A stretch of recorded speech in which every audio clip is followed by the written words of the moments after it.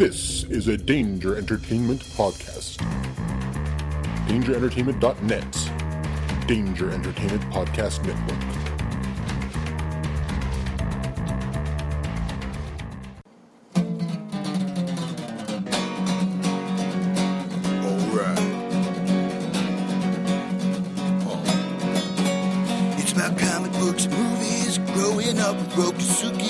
Superman before Zack Snyder ruined him. Man, that sucked. Michael Keaton was the best Batman, while Christian Bale was just deadpan. No one remembers the other ones. Princess Leia in bikinis and Transformer Lamborghinis. Hell yeah. Please don't let Shia LaBeouf ever act again. Please, God, no. Remembering tales from the crypt, back when Michael Bay wrote good scripts. He wrote scripts. All right here is no mystery. It's the history of bad. It's bad. It's the history of bad. So bad. It's the history of bad ideas. It's the history of bad. It's bad. It's the history of bad. So bad. It's the history of bad ideas. Podcast. Welcome to the History of Bad Ideas, episode number 132. I'm Jason, and I'm Craig. Oh, whoa. Me. Hey, I didn't get to hear the theme song. I will put it in post edit. Oh, looking forward to that. It's the live version. I was gonna sing along because it like the live version. It's gonna make it extra live. One take we did that in. That was good. It's good. Yeah. I like how you guys rotate through the theme song. Yeah, different versions. We're waiting for Dr. Bednar to send us a new one, new version. I'm figuring Henno probably would have sent one in by now, but Dr. Bednar is a little slow on the intake, I think. For all the listeners here, Blake and Jeff are not here today. This is kind of a spur of the moment episode. So you got me. Big time. And me. And Nickel from Graphic Novice. He's actually made the flight into Cincinnati. He's in the studio. It's expensive, but I'm a dedicated podcaster. You know what? I appreciate you coming on because otherwise it was going to be me for an hour and a half, and I was a little worried that all I would be doing is playing Creed music. Yeah, fuck, don't do that. That's not a recipe for success, apparently. So before we get into it, we have last week was a Game of Thrones special episode. So if you like Game of Thrones, I do not. So this is part 2, right? Game of Thrones. I thought that's what you invited me on for. I was all excited because I listened to their episode and I wanted to pipe in, and I thought we were doing a rebuttal Game of Thrones episode. I think you misheard me. I said this is a Gotham podcast episode. Not quite as prepared for that. But I feel like Gotham is more fantasy than Game of Thrones, to be honest with you. Have you watched it at all? Gotham? Recently? Yeah. Are you watching it? Yeah, unfortunately. Oh. Yeah. So you're up to date on Gotham? I think I got 2 episodes left. I think I got 2 in my DVR. And it's one of those shows, it's like, do I quit watching it? Or do I really continue? Since I'm already a year and 3/4 into it, am I pot committed now that I have to see how bad it gets? I don't know. I'd maybe say that you are. If you made it through this second season. It's I dropped it after a few episodes into the second season. Yeah. Did you ever come back? No. Oh. No. There's too much stuff on. There's too many shows to spend my time watching that show. Because they said it got better, but I don't think it got that much better. I feel like you should not have to watch a show or force yourself to watch a show. If you're forcing yourself, you should probably just drop it from your DVR, to be honest with you. Yeah. I'm getting old, Brigger. And I only have so many moments left on this planet. And I don't know if I can spend them watching Gotham. You just celebrated a 51st birthday? 51st? 62, Brigger. 62. Wow. Time flies. I'll tell you one thing. You look good for 62. Thanks, man. Now, if you said you were 41, I'd be like, ooh, yeah, rough. Rough for 41, but pretty youthful for 62. I'm looking pretty rough for 52. I'm only 37, but I feel 52, at least. Yeah. So, anyways, to the fans, this is going to be a little bit different episode. It's just me and Nickel.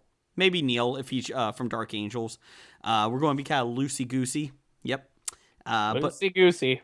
But I feel like this episode might be the bee's knees. I feel like it will be better than the Game of Thrones one. Would you say it could be? It could potentially be the cat's pajamas? It could be the cat's pajamas. Nice. It could be. I like it. So basically the only thing we'll start with, because Nickel, you're a big fan of this, we got listener feedback galore today. Yeah, well, Graphic Novice kind of, one of the pioneer podcasts to do listener feedback, so it's just, I wouldn't say I'm a fan, I'd just say been doing it for a long time, kind of came up with the idea myself, so just experienced. It's kind of just, it's one of the skills that I bring to the table. Whence podcasting. Do you guys do a top 5 on your podcast? I'm not sure. I don't remember if you do that anymore. Used to. Yeah, we're tossing that around. I know no one else is doing it, so we thought it might be a good idea. We're tossing around a few different ideas for the old podcast. A little segment we like to call Face Off. Oh, we're gonna do something Face Off. We're gonna do you really won't know what this is, but Draft Day we were gonna call it. What is that? Draft of like characters from one series or comic or something using characters from another one. It's quite complicated. I wouldn't expect you to be able to grasp something like that just by my short explanation, but you get the gist. It's pretty cool. Could you like redraft like Preacher, the cast of Preacher? That would be like something we would potentially throw out there. Yeah. It's not necessarily something that would play well on HOBI, but on Graphic Novice it would be groundbreaking. I could see that. Yeah. So a few ideas were tossed around. But yeah, I mean, listener feedback, that's just old hat for us, To be completely honest, I have no outline this week. And usually the intern has an outline. And I don't know how well I'll do without an outline. So let's see. I mean, I know you guys have a lot of scripted segments that you do. So big time. We'll see how that goes. Where can people find you at? You can find me on the Twitters at Graphic Novice. I'm the at Graphic Novice Twitter account. So it appears that I'm answering on behalf of the show, and I am. So even if you have a question for VF, just send it to me, and I'll answer it on his behalf. Let you know how he feels about stuff. Okay. Who is for people that don't know, that's I do the show with one other fellow named VF. Oh, I thought it was a guy named Doc. It was. Doc recently changed his name, which is interesting. We changed his name to Sweats. Oh, his new nickname is Sweats. Was that on your latest episode? No, well, it will be on our newest episode as of after tomorrow night. Okay. The big Doc Thirst reveal. Ooh. He's a big change for his character. Okay. Sweats. I feel like I'm probably about 2 weeks behind on everybody's podcast. Well, that means you're probably up to date on Graphic Novice, though. That's the beauty of the Graphic Novice recording schedule. Well, the rumor is that you're leaving after episode 100. Retiring. Okay. Yeah, retiring. Are you going to start a new career as a new podcaster with another podcast show, or are you doing, you just riding off into the sunset like Jerry Seinfeld? Yeah, we haven't thought that far ahead yet. Okay. I mean, it's awkward because myself, and VF, the three of us, haven't really discussed anything yet. We really have never sat down and even asked ourselves if this is really happening. We turn the mics on.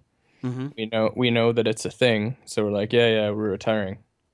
But no discussions have been held regarding what's going to happen once we reach that episode 100. I feel like it might be bullshit. I'm just guessing. Bullshit's a strong word. Bullshit is a strong word. I don't think it's bullshit. Okay. I don't think it's bullshit. I think there people could see a plot twist. Ooh. You know, where you're like, oh, Jon Snow's totally gonna die. He's already dead. Mm-hmm. There could be some sort of like Game of Thronesian plot twist. Okay. Or we could just ride it off into the sunset. I don't know. All I'm saying is that we do have a fourth chair in the Bob Studios with our silver wallpaper.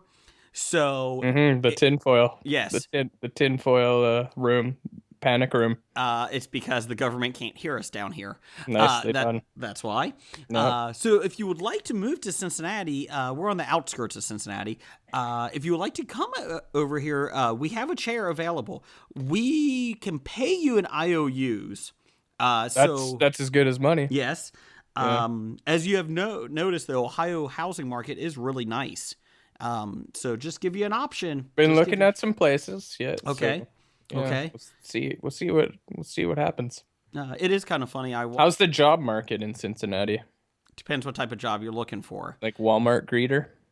Oh, yeah. They're cutting those. Could get. Oh.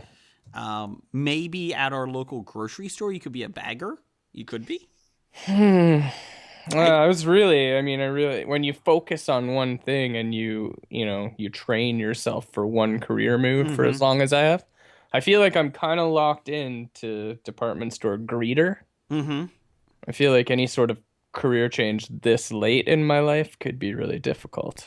So, like bagger, that's a whole different skill set than greeter. I don't want to get in trouble with the securities department and all that, the government and that, but I will let you know there's something called the lottery that you could try to win at, and then you could move here without any worries of a job. I'm just saying. Yeah, that's an interesting career move. So career move, lottery ticket purchaser. That would be my new temporary job. I feel like you have a pretty good odds of winning. The commercials tell me they do. The commercials say I have a good shot. Everybody looks so happy in the commercials that I feel like that would be a pretty cool career move if it all worked out. Well, we have this lottery pool at work, and it really it drains me because every week they're like, well, the lottery's up to 300 million. Everybody in? And then you have to give in because you don't want to be the asshole that didn't put in $2 and is sitting there. And then it's like, oh, nobody won. So now it's up to 380 million. We're doing it again. It's like, can somebody fucking win so it can go back down to 5 million so I don't have to keep doing this every week? But what if you get like a share of 380 million? I think last time you just tried to convince me to change my career to lottery purchase, and now you're like ripping on the process of being a lottery ticket purchaser. I feel like you're congratulating me with one hand and punching me in the ribs with the other here. You're like, I hate buying lottery tickets, but you should do it.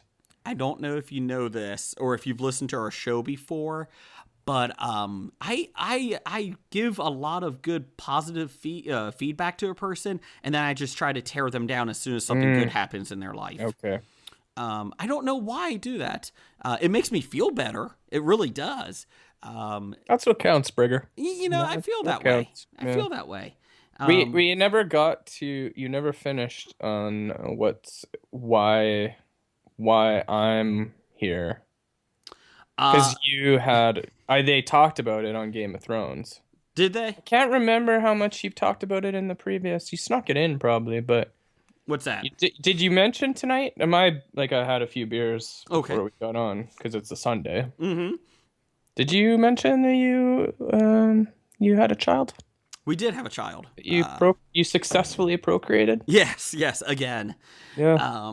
Yes, we did. Science be damned. You did it. You procreated. Martial law and government ordinance be damned. We went ahead and had another one. Fun theories on the name of your third child. It was Bruce Wayne Brigger. Wayne Nickel Brigger, I thought. Yeah. That's not on the birth certificate, but it is what we're calling him. Like a nickname. Mm-hmm. So yes. Yeah, okay. That's fair. He actually came out with a full beard, so we thought it was only fitting. But yes, so we are in the mode of lack of sleep. Yeah. I may fall asleep on this podcast, so just poke me with a stick if you hear me snoring. Done. I'll start playing Creed, really. You fall asleep, it's Creed time.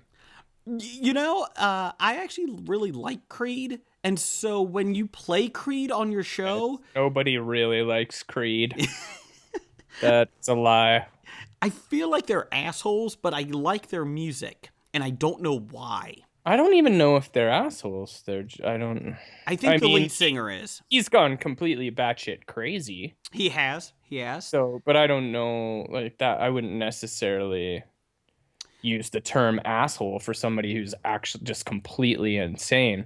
But he seems to have come back from it because he was kind of making fun of himself when that Creed movie came out. Mm-hmm. You see that little clip? Yeah, that was kind of fun. That was clever. I'll give him that. Yeah, so maybe he's with it enough again to poke fun at himself. But there was a time where he was running around the streets half naked with a backpack that he claimed was full of FBI documents. And he was kind of like a tinfoil hat wearing maniac running through the streets of wherever he was. Margaret Kidder did that from Superman. And I feel like that's only worked out well for her. She's had a great career since then. Yeah, totally. Where isn't she these days? Can see her everywhere on all the successful TV shows. Her role in Batman v Superman was amazing. I loved it. Loved Absolutely. it. That's about the only good part of Batman v Superman. You weren't a big fan. Fucking hated that movie. The Velvet Fog VF podcast with on a monthly basis, I guess, about now. Bi-monthly. He is trying his damnedest to love that movie. Why? I don't know. I didn't find very much. He claims that the Ben Affleck Batman is now his favorite Batman of all time. I agree with that. You know what? I didn't hate it. And I guess if you go through the list, each Batman leaves a little something to be desired. Like if you're a fan, with the exception of maybe animated Batman. Yeah, Kevin Conroy takes the cake with that one. I don't know because I thought Ben Affleck did an admirable job as Bruce Wayne. My co-host Jeff will say he's just angsty all the time, which is true. But I felt like they got the mysterious vigilante in the night pretty well. Yeah, and you could be like the thing when people say like this is wrong about Batman. There's been so many versions of Batman. Like there's so many different people who have written Batman, ongoing all the time. There's 4 different versions of the Batman character in comics at any given time.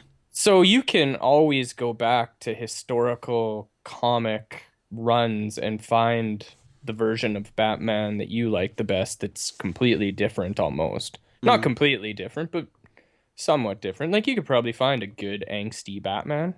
If angsty Batman's your thing.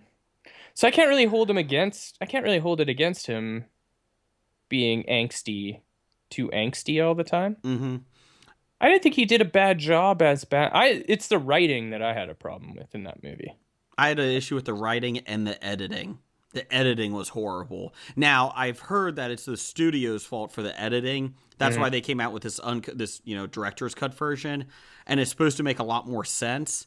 Have you heard from anybody who didn't like the first version that says that the ultimate version or whatever they just released, the 30 minutes, is way better in the movie? Because VF said that, but I don't really believe him because he was one trying to convince me that the first version of the movie was really good. Like, I need somebody who didn't like the first version saying, okay, gotta give it to him with the 30 extra minutes. A lot of the problems have been solved. VF says that almost verbatim, but he liked it the first way, so...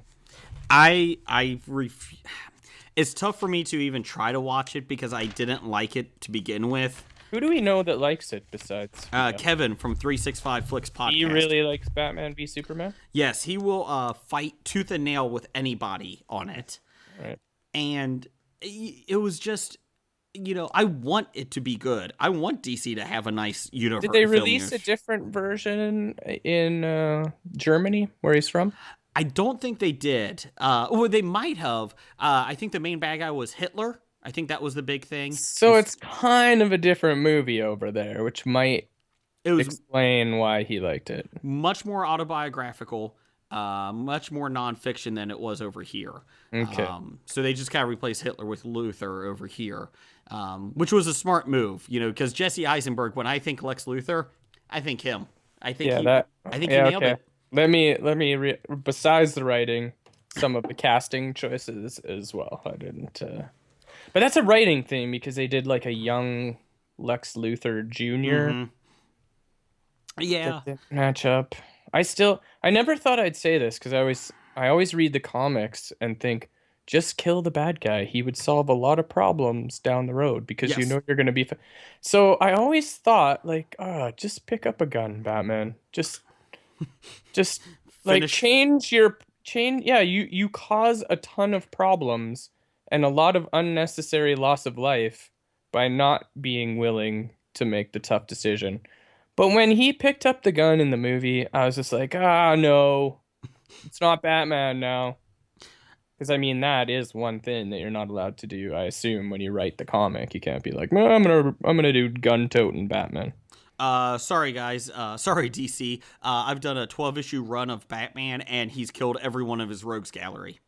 Oh. I can see why they wouldn't, but you could still have him, like, be a little bit more willing to finish it. I think that would actually be a really interesting, long story of him, like, struggling with the idea that, like, and I think they've done it before, but where he struggles with the idea that he has really fucked up for a lot of years by not being willing to take the next step. I know he tossed that around in Snyder's run a little bit when he was fighting the Joker, but like you could spend a lot more time on that because it's a real thing. I mean, how many people has the Joker killed, and how many chances has he had to kill him? No, I want to save this soul.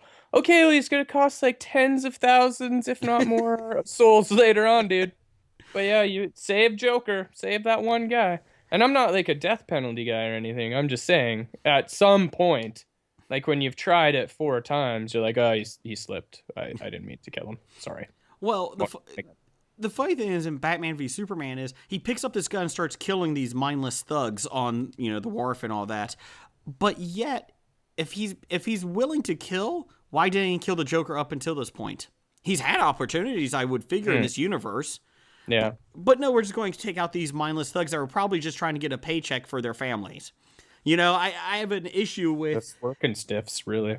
Yeah. I mean... Guys trying to make a living. I have an issue that he's willing to kill, but yet he hasn't killed anybody. Like, why didn't he kill Lex Luthor? Go ahead and kill him. You have a shot. Do it.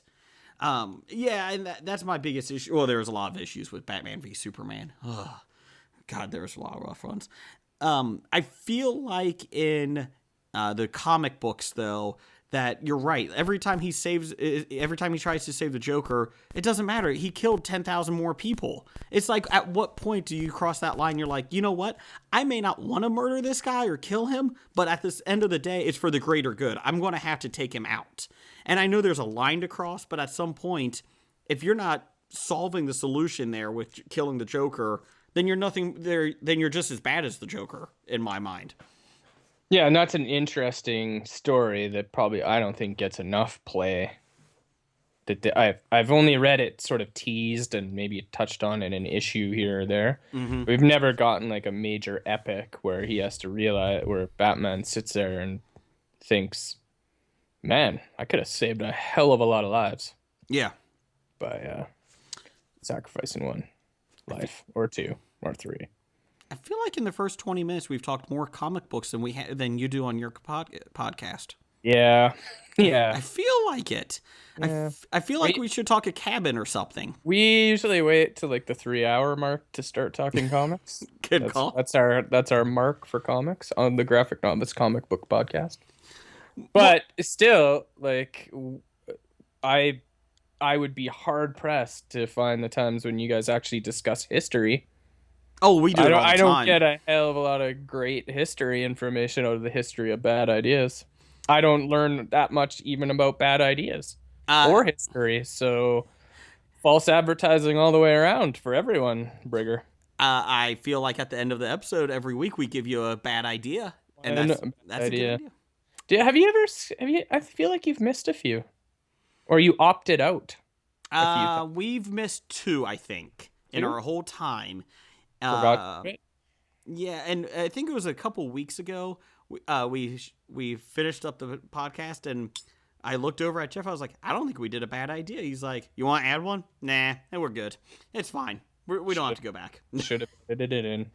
Yeah, that requires a lot of editing. It's just tacked on right at the end. What are you talking about? Well, we may have podcast money, but we don't have editing podcast money. Okay. Big difference. Yeah, Big difference. I understand. Not everybody is as flush as Graphic Novice. That is true. Not everyone can just buy cabins.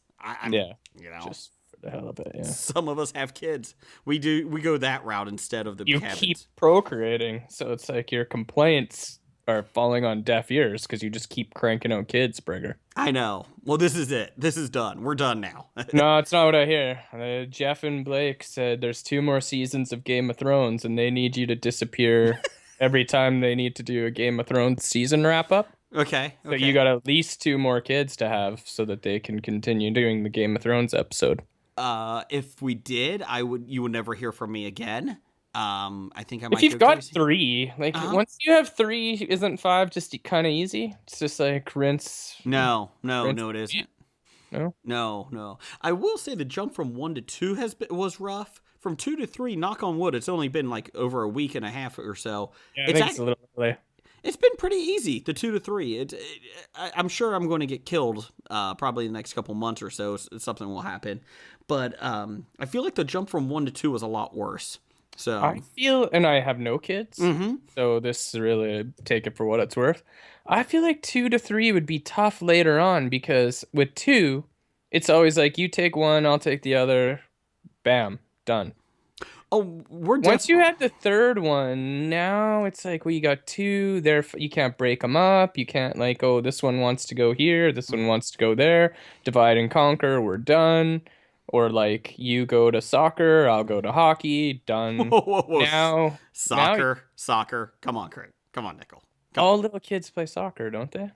They shouldn't, but yes, they do. I think because it's like the easiest thing. It's a ball, it's goals. Like you just run around. You just want your kids to get some exercise. So I feel like all kids end up playing soccer. You don't have to be until your kids are like 12. You don't have to officially start liking soccer if they're playing. Good call. You can just be like, my kid just runs around chasing a ball. Like it's not really soccer. I don't have to like soccer. I tell my wife it's a lot cheaper if I would just throw the ball in the backyard and they can go chase it. It's a lot cheaper than signing them up for soccer. It's the same thing. It really is. It's like a fetch with a ball with the little kids. Does it cost a lot to put your kids in soccer? I just signed up my oldest son this weekend, and it was $65. Okay, so that's not.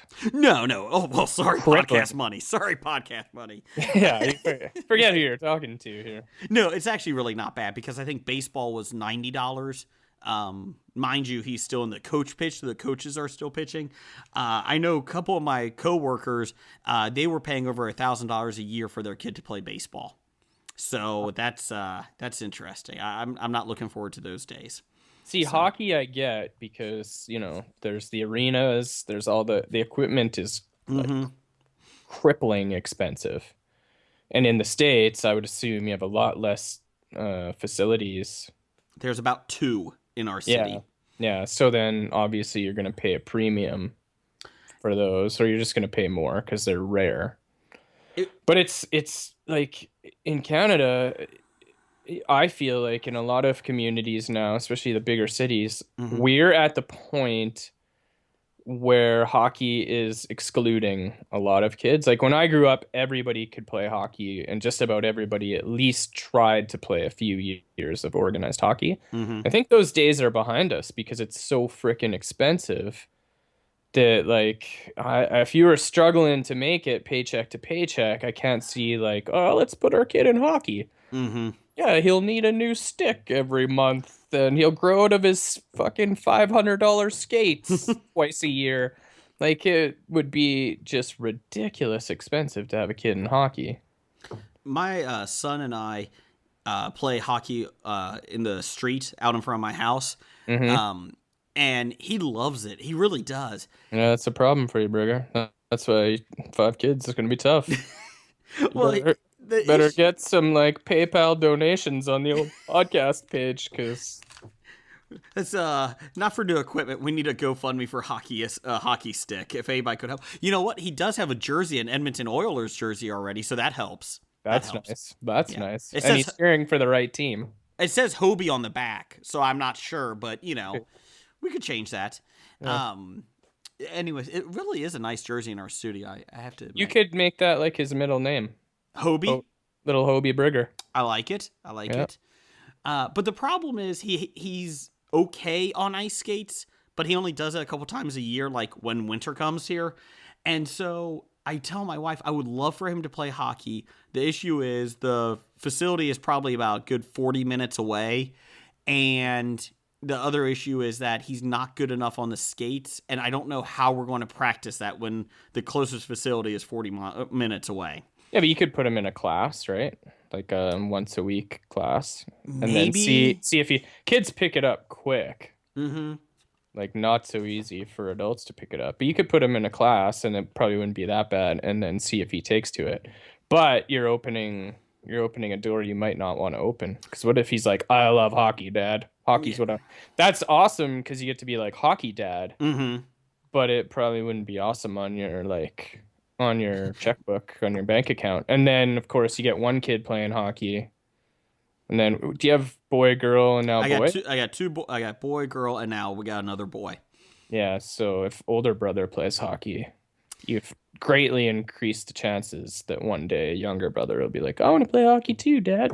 Then you got two kids in hockey. I feel like little Bruce might be going into the vigilante mode.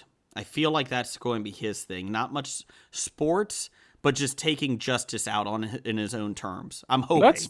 That's probably not that pricey unless he goes the Batman mode and he's like, okay, Dad, here's a list of gadgets I need. Mm-hmm. And then you're like, oh, shit, I can't afford a Batmobile right now. Here's a hoverboard, and it's really not a hoverboard. It's a skateboard with, electronic placed wheels. So there you go, son. Go have fun downtown with that. I feel like it could get pricey. Solve some crimes. Yeah.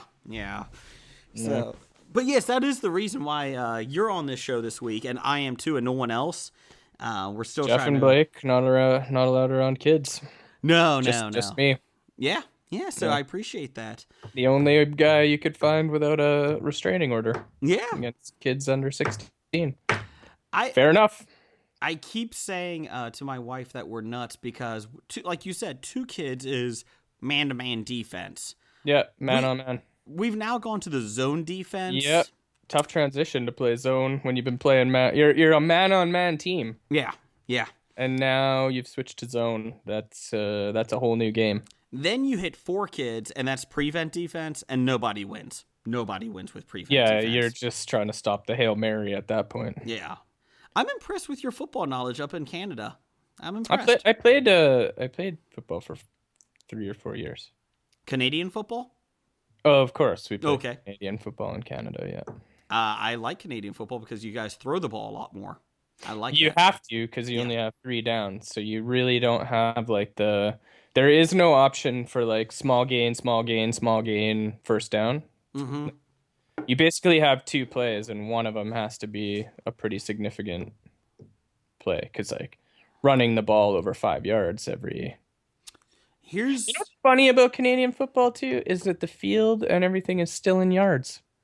Like it really should be first down 10 meters, right? But it's still 10 yards. I'm sorry, what's this meters? I don't know what that is. Just like it's a unit of measurement the rest of the world has all agreed is far superior. You don't need to know about it though. You just stick with your yards and stones down in stones, pounds. Hey, we're not British. Farthings.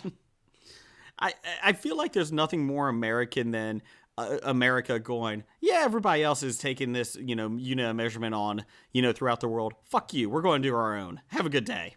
It's like, oh, that's typical American can-do attitude right there.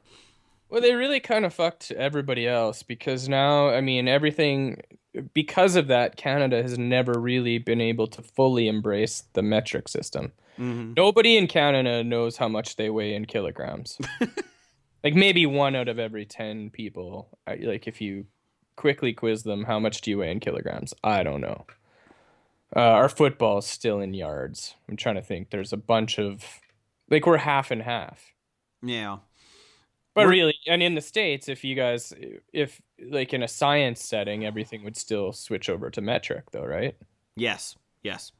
So the whole world was held ransom by the US's choice to stay imperial. I feel like that's not the only time America has done something like that. I feel, not to go anti-American, I'm just saying. I feel like that's not the only time. I think the good thing here is that Trump fellow that you got supporting, he seems like the kind of forward thinker that'll switch over to the metric system. So we're all pretty excited about that. He seems really like an avant-garde kind of fella. He's really embrace. He's pretty deep. He's pretty deep. Yeah. Seems like the kind of guy who can really set things straight down there. All I know is I'm voting for Trudeau. That's my goal. That's who I'm going right in. I feel like that's your prime minister, right? Trudeau? Yeah, Justin Trudeau. Yeah. That's like honestly voting for somebody off of like Big Brother. Like he's such a media sweetheart, and it's like, but like, what are you doing as far as your actual job? And it's like, I'm on this TV show tomorrow. Like it's kind of fun because you can certainly get behind him a little easier than some other world leaders. Same time, he's such a like princess of like, he'll go on anytime he hasn't met a camera he doesn't like he's very Jeff Now like. Very much, yeah. Him and Jeff Now, brothers from another mother, basically. I could see that. Yeah. I did. I was listening to an interview with him. This was a couple weeks ago on the way home from work. It was when our president was was meeting with your prime minister in Mexico's, about the trade agreement and all that. Yep. And they asked Trudeau, that President Obama is easy to work with, blah, blah, blah. Again, I'm not supporting anybody. I'm just telling you what he said. He's like, he's very easy to work with. We're working back and forth. And they're like, well, what happens if Trump becomes president? And it was a silence for a second. And Trudeau goes, we'll do our best to work with him. I'm sure there will be no issues. And it's like, yay. That's great. Thanks. Appreciate that. I wonder. It'll be interesting. It's going to happen. I don't want to say interesting, but it'll be sad because it'll make for good TV. But at the same time, it could be catastrophic. I feel like it's going to happen. I don't want to be a negative Nelly because, as you know, I'm not really a negative Nelly on this show. No, you're kind of the voice of positivity. Thank you. Yeah. Especially when people go to Antarctica, I'm always rooting for them to do something. Yeah, that's who you are. I'm like, why go aided? Go unaided. Don't wear a jacket. You can do this. I was always rooting for him or her. Positive Brigger. Yes. Yeah. That's actually my nickname in high school. That was my nickname. That was Positive Brigger. Oh yeah. Yeah. Yeah. Optimist. Yes. Do you think your co-host at this point, VF, has realized that Blake and Jeff are not here and has turned off the podcast because of me? I'm not sure yet. I feel like he might have some anger towards me, your co-host. I'm not sure. It's tough to say. It's tough to say with the Velvet Fog. He plays his cards pretty close to his vest. I've only made fun of Tennessee's educational system a couple dozen times. I feel like I'm getting a bad rap from him. Yeah, probably had like 1.5 strikes. Okay, far. Good. Well, you know what? Let's get to listener feedback. Yeah, we teased it about 30 minutes ago. So. Well, that's what we do. That's all we do. Mm-hmm. Lately, we've done a lot of story time in the beginning. I don't know. Let's see. We've got this was a spur of the moment one. Just because it basically came together this weekend that we were going to do this. So let's. Yeah, you kind of bullied me. You're like, hey, this is a pretty big deal for you. HOBI this weekend, be there. And I was kind of like, let me see if I can cancel my vacation with Jen here. Let me see, Brigger. And you're like, you make this happen or you'll never be on the show again. So I sent you. yeah, we were going to Europe this weekend. I canceled that. And then I was like, well, maybe we can go to the cabin. And you're like, if you're late, we're done. And so I was like, Jen, this is a pretty big opportunity for me. I got like HOBI's asking me to be on there. So we canceled that. So I pretty much at that point, and then you didn't really give me a time. You're like, you sit and wait. And when I say we're going to start, that's when we'll start. So I've just kind of been hanging out in the house waiting for this to happen. And, well, it's just a real honor to get to be on. So Well, it was all worth it. That's what I'm getting at here. all I'm saying is for you coming on the show, you may be getting the first ever official floppy award, the actual physical floppy award sent to your house in a couple weeks. All right. So that'll be a nice, since we're talking on listener feedback, that'll be a nice sort of like consolation prize after the Game of Thrones guys just skipped over all my listener feedback questions last week. So, but did you notice on Twitter at Bad Ideas Podcast, I responded to all your questions. Yeah, you answered them. Never seen the show except for like 2 episodes. I hit it out of the ballpark. My listener feedback for you is listening to everyone else and their passion for Game of Thrones. Do you not have some inkling to like? You've teased at it, but then today you're like, I hate it. Do you not want to like see what all the fuss is? I just don't care. Really? I see those two, Blake and Jeff, get so excited about it. I'm like, yeah, it probably is good. I'm not going to say it's not, but I just have too much shit to watch. I'm still trying to get through fucking Daredevil and Jessica Jones. Okay. Here's what you should do. Here's a proposal. You can just shoot it down as soon as I'm done and like pitching this to you. I just started and I haven't got very far. But I am going to start reading the books again. Okay. Because I read them a really long time ago. Like, I think I read the first one right when the second one came out. Like, I think some of my friends just finished reading the second one, and they were like, you got to read this.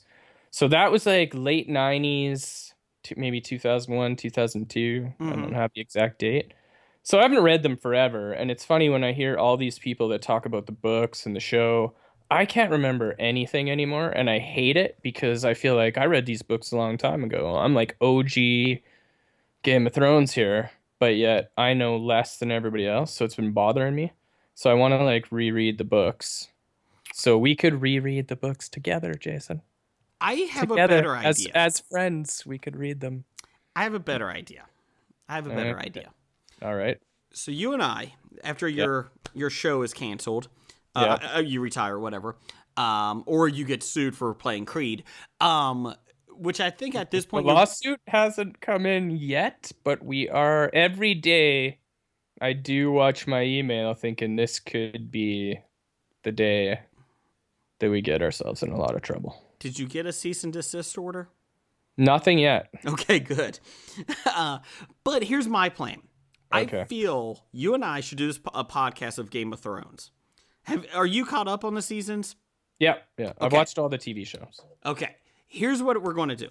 Okay. We're going to start with season 6, the last episode, and I'm going to work my way back.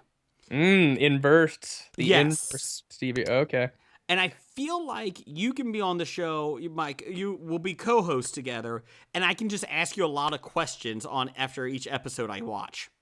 That's an interesting... I don't think anybody's ever done that before. I feel like it would work. Watch the show backwards. And yes. Yeah, that won't be annoying at all. No, and you notice like in every TV show, everybody gets older. They get, uglier, fatter, hell, we do it on HOBI. All of us have. So I feel like if we do it backwards, it might be more positive. And I'm all about positivity. So I feel like, man, he got a lot younger looking. Good for him. He really took care of himself in his old age. Good for him. That's a hell of an idea. I feel like it would work. It would be it would be breaking new ground. So I would like to do that. Send me the full written proposal. Okay. And I'll run it by my team of people here and see if it's something I can work in. And I already got the name of the podcast. Since we're going backwards, I'll just flip the words. Thrones of Games. See? Thrones of Game. Yeah. Thrones of Game. Yeah. See? Yeah, not bad. Clever. I feel like my intern's working on this right now. We'll send you the good. manifesto soon. Good. You don't get enough credit for your genius sometimes, Brigger. You know, this is how I roll. I like it. I feel like I don't have a voice on the show sometimes because I just sit there quietly because of Blake. You know, you usually don't hear me talking. So no, just kind of like, you know, the intellectual sort of soft-spoken guy in the background when I think. Yes. I gotta say, it's almost humbling actually getting to be on the air with you and just getting to witness this genius and like the way your mind works, but like from a first person perspective where we're actually interacting. It's for those people who haven't had the honor to like talk to Jay in real time. It's something, I'll tell you. There's a reason I built the green room is for every time they talk Game of Thrones, I can just walk over there. Come up with ideas and brainstorm and like just let your intelligence and genius kind of flow out of you. That or I play PlayStation 4. Either way, yeah. Both. Yeah. Same. I'm really trying to get the Cincinnati Reds into the playoffs and MLB the Show. Not easy, but no, it isn't. Let's see listener feedback. I'll be Blake. Hey, it's Blake. Will Nickel need to get to a work visa to be on the podcast? Well, you're here, so no, you don't. Does Blake have a Twitter account? No, he does not. Okay. I have sort of an ongoing podcasting work visa. Okay. That I can use, issued from the Queen herself. We got a lot from Dr. Number One, actually. If you two were to spoon, who would be the big spoon? I do love cuddling. I feel like you are significantly taller than I am. Mm-hmm. What's your stats there? I'm 7'2".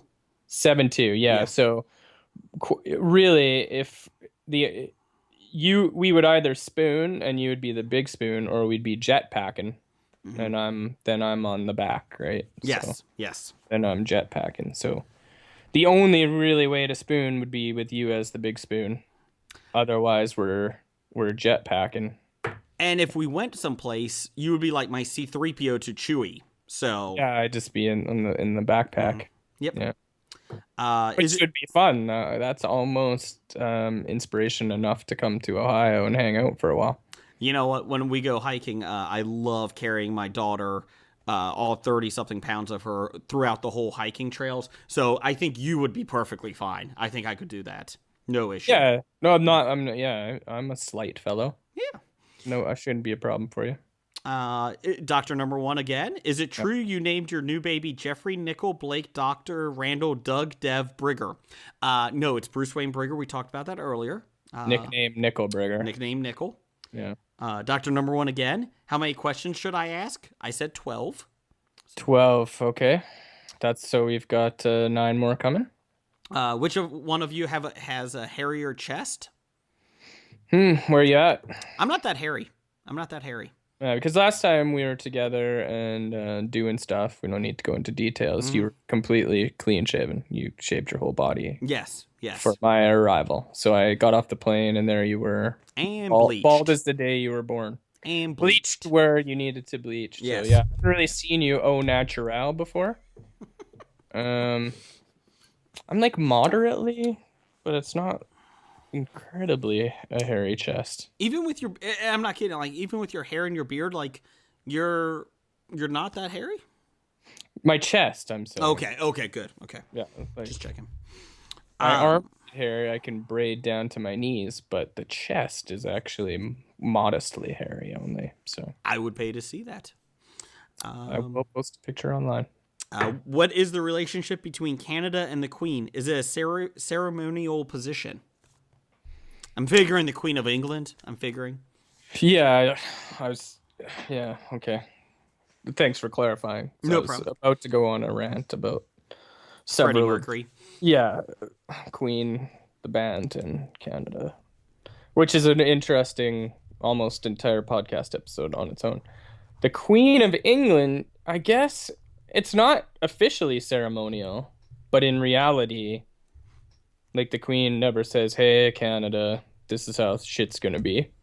Mm-hmm. like, and there's a lot of weird things. Like there is like a financial, like there's a financial component to being part of the Commonwealth for Really? Canada, but it's completely voluntary. Mm-hmm.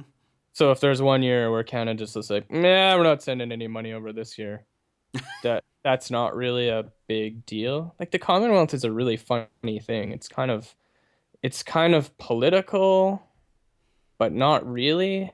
Like everyone was supposed to be on the same side ideology. What's the word? Ideologically. I don't know what That that. sounds good. Whatever. That sounds good. But now they've let like some other countries. I think it's like Rwanda or Zimbabwe or somebody into the Commonwealth, Mm-hmm. and Sri Lanka that have like a bunch of human rights issues. Canada's actually like veto or what's like boycotted Mm-hmm. some meetings lately. They kind of like made a stink if you're a Commonwealth country and you follow the Commonwealth, which I'm sure we all do. No, Every, like every Commonwealth day. Weekly, read the magazine and stuff. Yes, yes. Yeah. So Canada's kind of sat one out, and then people are like, "What? Quit being like babies, Canada." And it's like, well, why are they looking here? We don't want to talk to them. They have like they're they have slave trading and such. I don't think they actually do. But my point is, I don't think anybody could completely pin down what the idea of the Commonwealth. If it didn't exist, I don't think anyone would even notice. But it does sort of. It's like, hey, we're a bunch of friends. Do you think anybody cares that they are still queen? Like anywhere? I mean, I feel like she's not very personable. The few times I've met her. When you guys have hung out. Yeah, I feel like everybody's just kind of like, once she's gone, do you feel like, I guess it's, who's They're going to have a king. King Charles, right? Yeah, and it might pass right down to his kids, I think. I think they have kind of a choice. I don't know. I thought they Prince Charles now, Mhm. I assume he would want to be king.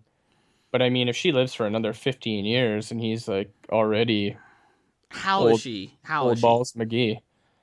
I should know this because she just had a birthday. But really, anyone who thinks like that we really follow the royal family in Canada, I mean, there are people that if like the Queen or the princes come out, it's kind of a big deal. But no, nobody really knows what the fuck is going on with the royal family. It's not like I wonder if you ask the 365 Flicks guys, have you ever asked them like, what's the deal with the Queen? Do you guys actually care about the Queen?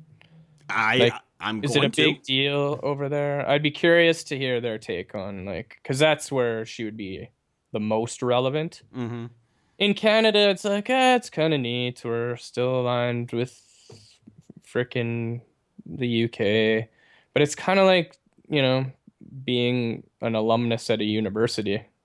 You're just like, yeah, I went to that university for a while, but it doesn't necessarily affect you that much down the line or have anything to do.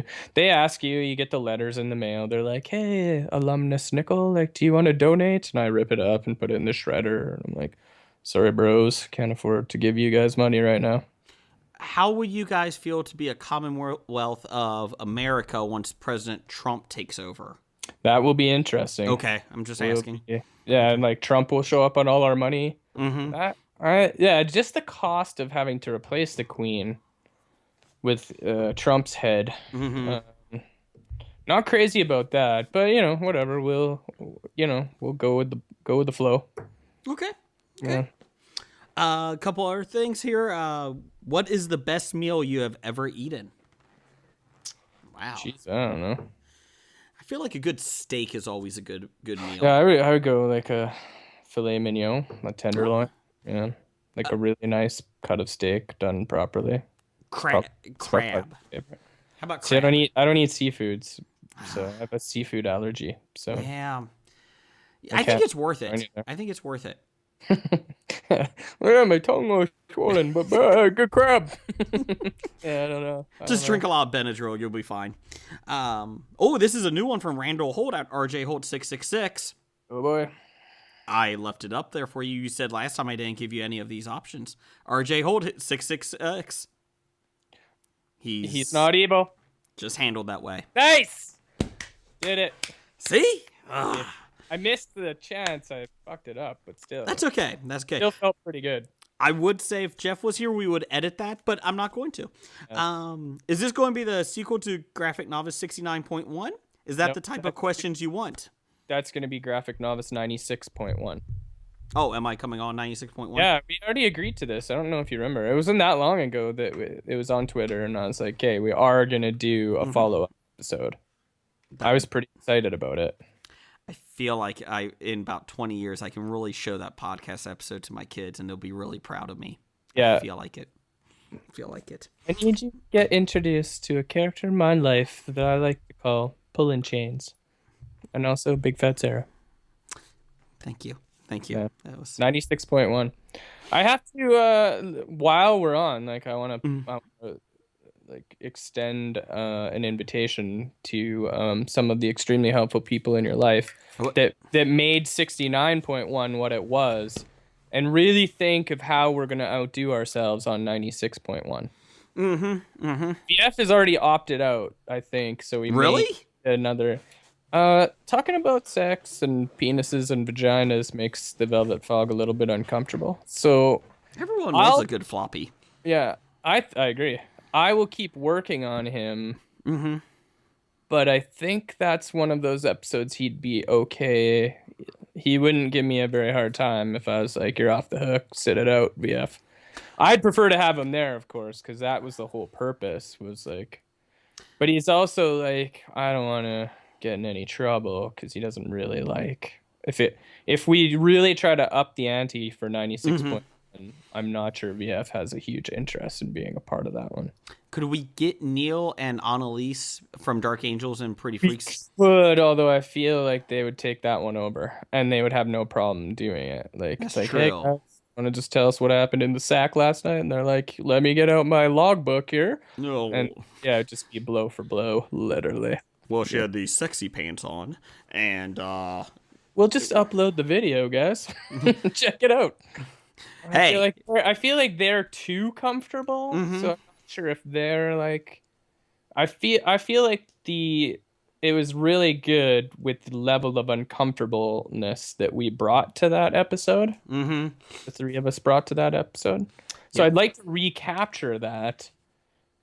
Please do. I'll have to start negotiating with the Velvet Fog, because I think it should just be the three of us again, recapturing the glories of past episodes, but we'll see. He had, I believe, mentioned that he would prefer not to be a part of that one this time around, but I think if we sweeten the pot, if we start sending him some gifts and like some hams and stuff like that, we could get him back on board. So. Ham the meat or Ham's beer?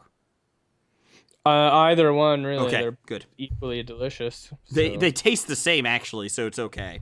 Yeah, one's just in liquid format. Well, speaking of video, the big news is that our show is now on YouTube. Did you know that? You guys actually taping it? No, Or you're no. releasing the audio on video? We're releasing the audio on YouTube. And the reason is some people have asked to actually... Neil talked about it, and then we've had some listeners ask if we could do it that way, because then they can go to YouTube and listen, and at work they can do it that way, as opposed to some of the other sites that were, I guess, denied or whatever. Yeah, blocked. So the idea is that we will actually have a really nice functional studio probably in the next year or so. I'm not bullshitting. Like, that's the goal. I can't tell you if it's going to happen because of 3 kids now, but the goal is next year or so. And then the idea is that I may actually put some video up. Go video. Nice. Yeah. So nice. Well, in the meantime, way to facilitate the downfall of America's gross domestic product by allowing people more options to slack off at work listening to your podcast. You're a real hero. To be honest, Nickel, after November, do you think it matters? Nah. After Nah, it won't. Let's see. Which HOBI member would you replace the Velvet Fog with, Nickel? HOBI member. It's a tough one. Probably Doug B from Ohio. He's a guest. I don't know if he's really a member of the I HOBI. think that what you guys have there is like a cast of characters. Sure, you, Jeff, and Blake are there. So I've never even talked to Blake. That's true. That is true. So I can't pick Blake. He would probably ignore you. I'm just saying. It would just be the Blake show. Yeah. Nah. You don't read any comics, so it would really blow the except for Ziggy. We'd just be talking about freaking Ziggy every week. Oh my God. He went to the complaint department of the department store, and he said that he was too short. That was his complaint. Classic Ziggy. God, he's funny. Ziggy. That was a close second to Bruce Wayne Brigger for my son. It was going to be Ziggy. Ziggy is a big fan of mine. I'm a big fan of Ziggy his. Brigger. Yeah. I like that. I did too. Yeah. I feel like. And then Jeff and me are kind of like, Jeff recently canceled Dolly Parton Wednesdays. Yes, I saw that. And it was on like a complete piece of misinformation. Mm-hmm. Because Dolly Parton actually put out a statement after saying that she was misquoted, that she does not come out and does not officially support either candidate at this point. She was merely saying that she would be supportive of, I think, like saying she would like or be supportive of a female president. Okay. I don't remember exactly what happened, but I remember him making a big deal out of it and then being like, okay, well, whatever, but it's still Dolly Parton.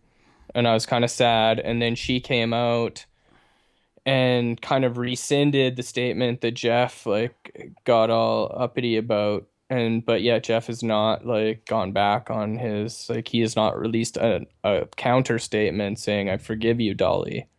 It's kind of odd because HOBI is very quick to make amends for their mistakes. Yeah, and he's really holding a grudge there, and I can't really forgive Jeff until him and Dolly are friends again. So I'm kind of in a corner on the three regulars, but I always kind of look at HOBI as a cast of characters. We do. So Doug and me, as you know, are besties anyway, outside of podcasting. So we might as well seal the deal by podcasting together. And not to get too inside baseball, it is always funny to see like when people come on our, like you said, I don't even know if they're really guests anymore. Like you said, I feel like it's like Howard Stern, like we just bring people on. And so it's always fun to look at the download numbers when certain guests come on and when, it's like, oh, they really like this person, or wow, he pissed somebody off or they pissed somebody off.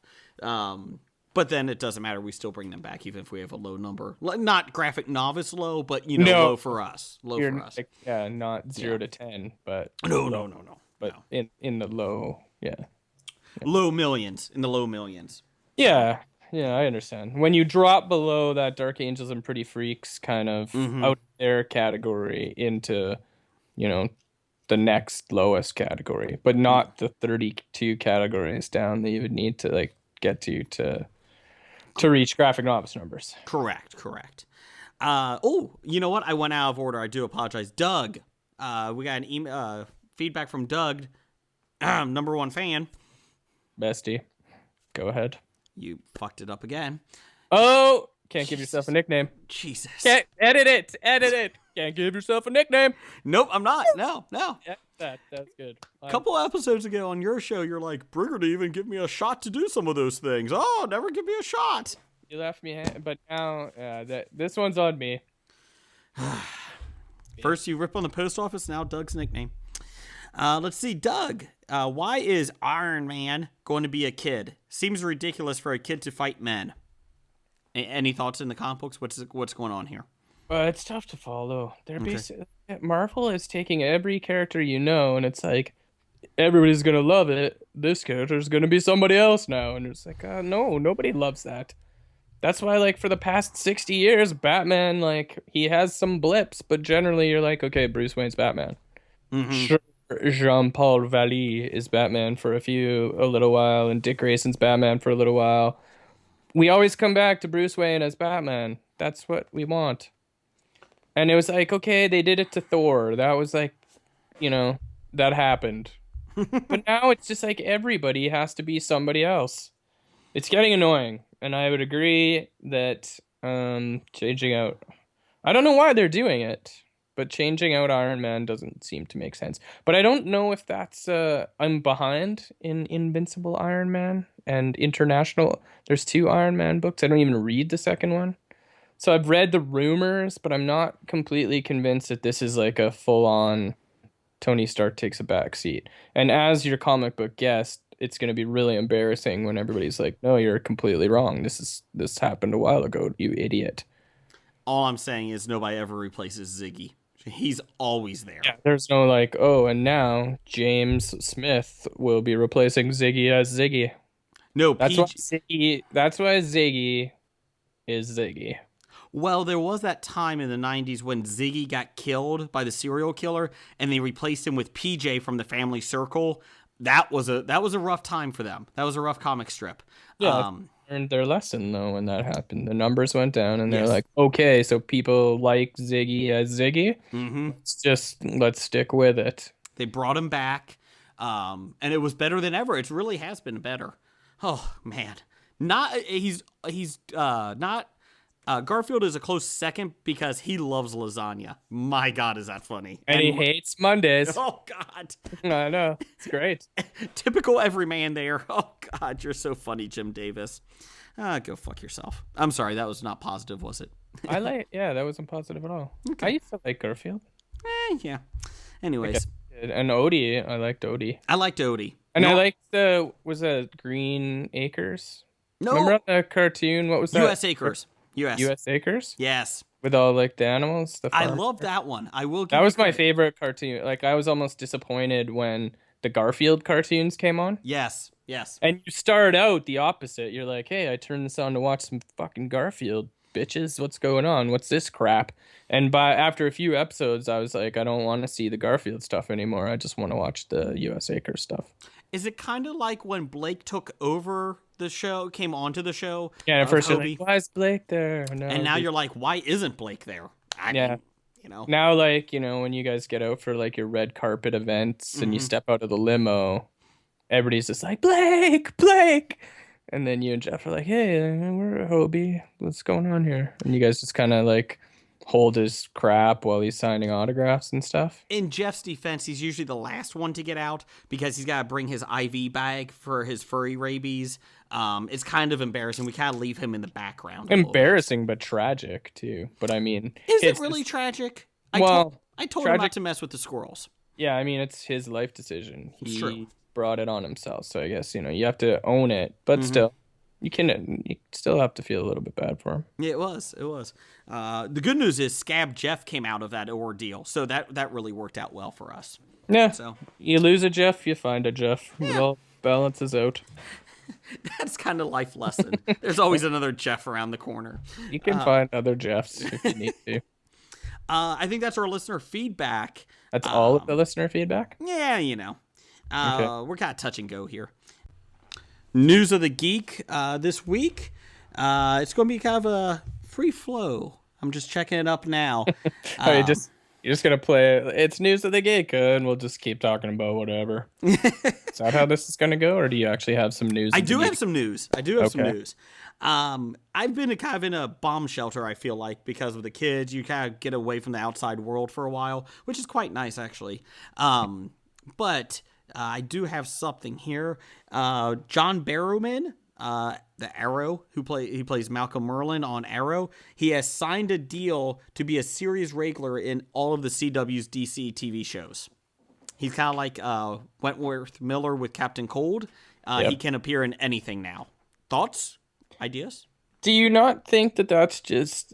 They did it with Wentworth Miller, and now pretty much anyone with any degree of popularity is going to have to do that for the CW. I'm figuring, yeah. Yeah, I think they're just going to make that a thing where I think they're getting good numbers from the sort of crossover stuff. Mm-hmm. And they're going to exploit that. But you know what? It makes sense, though. Why shouldn't Malcolm Merlin be in the Arrow universe and then go to Coast City or, The Flash? In theory, you're all together. Mm-hmm. He's a pretty big bad guy. Same thing with Captain Cold. Of course he's not going... Maybe he won't stay in one city. I have no issue with that. No, it's good. It's like the comics. It's like... Yeah. They should have some crossover. So you should see... It's not like shit would be happening a couple hours down the road. And if you're a superhero, you'd just be like, can't pay any attention to that. Got my own shit. So I think it makes sense. Did you don't watch Arrow anymore, correct? I do not. Okay. I watched season 1 and that was about it. This I said it before, I'll say it again. I'm getting old. I only have so many moments left on this planet. I have to use them wisely. Well, speaking of wise time, using your time wisely, get excited, Fox, because Fox does nothing wrong in their studio. Nope. Perfect record. Spring 2017, they're starting work on Gambit with Chris Pratt, aka, or not Chris Pratt. I'm sorry, with Channing Tatum. I get those two confused. Their abs are too nice. Yeah, two perfect bodies. Do you want to take an over-under on Tate's actually being in this film and an over-under on this film actually being made? I thought I heard on a little podcast I listened to called The History of Bad Ideas that Tate's was out. He was out on Gambit? Wasn't that a thing for a while? He's having, they said that there's some negotiations again. So he's waffling. Yes. He's waffling whether he wants to be part of this thing. Which, I'll be honest, that probably is a good sign for the movie. I'm sure it's going to be a good show now. Yeah, it's always good when the lead character's like, fuck, I don't know if I want to be in on this. I heard that there is some conversation between Fox and Marvel Studios to potentially set up like a Spider-Man-like agreement, that this could be a thing that happens now. If that happens, I would give a lot more. I would be more optimistic towards the Fox franchises, the franchises that are stuck over there on Fox.